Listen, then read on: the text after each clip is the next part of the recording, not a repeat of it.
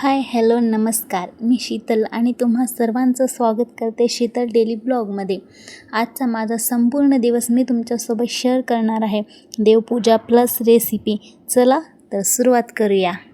सर्वात अगोदर मी डाळ घेतली आहे आणि मी आज सपक वरण बनवणार आहे आणि त्याचसोबत कारले फ्राय पण बनवणार आहे, तर त्याची पण रेसिपी आपण पाहणार आहोत। तर इकडे छान अशी डाळ धुवून घेतली आहे मी आणि त्याच्यामध्ये थोडंसं तेल पण टाकलं आहे। तेल टाकल्यावर काय होते मला माहीत नाही, पण बाकीचे तर असं म्हणतात की कुकरच्या बाहेरून पाणी वगैरे येत नाही, तर असं म्हणून मी पण टाकलं आहे। तर इकडे एकीकडे डाळ ठेवली आहे आणि एकीकडे भात ठेवला आहे आणि सोबतच माझं बाळही वरती बसलं होतं किचनवर माझ्या। आणि इकडे छान असे कारल्यामध्ये थोडंसं मिठाच्या पाण्याने कारले धुवून घेतले आणि त्याच्यामध्ये थोडेसे मसाले ॲड केले आणि नंतर हे कारले पण थोडे साईडला ठेवून दिले आणि इकडे डाळ शिजली होती, तर थोडीशी डाळ पण बाळासाठी काढून घेतली आहे। आणि फोडणीसाठी मी 2-3 हिरव्या मिरच्या घेतल्या आहेत डाळीच्या आणि लसणाच्या पाकळ्या। तर ह्याची असं ठेचा बनवून घेणार आहे मी। अशा मिरच्या कापून नाही टाकणार डाळीमध्ये, असं ठेचा करूनच टाकणार आहे, छान लागते तशाने डाळ। तर सर्वात अगोदर कढईमध्ये मी जिरी टाकली, मोहरी नव्हती माझ्याकडे म्हणून नाही टाकली, तुम्ही टाकू शकता। तर तिकडे मी डाळ ठेवली आहे आणि एकीकडे तावा ठेवला आहे। तर कारले पण छान असे भिजून झालेले आहेत आपले, तर इकडे कारले पण मस्त असे पसरून टाकले आहेत ताव्यावर। छान असं कडकडनी तेल सोडलं आणि थोडंसं लिंबू पण टाकलं। बघू शकता किती छान कुरकुरीत दिसत आहेत, छान भाजले होते। आणि त्यानंतर मी कणिक मळून घेतलं। कणिक सर्वात शेवटी मी यासाठी मळत आहे कारण मिस्टर झोपूनच होते आणि त्यांना जेवण करायचं नव्हतं लगेचच, त्यामुळं।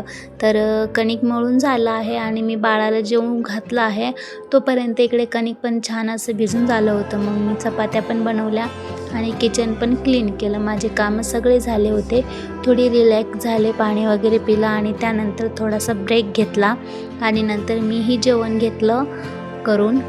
त्यानंतर संध्याकाळचे 4 वाजले आणि मी छान असे देवाचे भांडी वगैरे धुतले होते, कलश धुतला होता आणि स्वामींना पाणी ठेवते ते।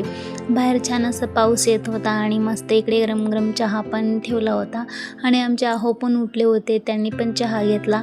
नंतर देवपूजेचा पण टाईम झाला होता, तर छान असं कलशाला स्वस्तिक वगैरे काढून घेतलं, स्वामींना पाणी ठेवलं, दिव्यामध्ये तेल टाकलं आणि स्वामींना दिवा लावला, छान अशी दिवाबत्ती केली।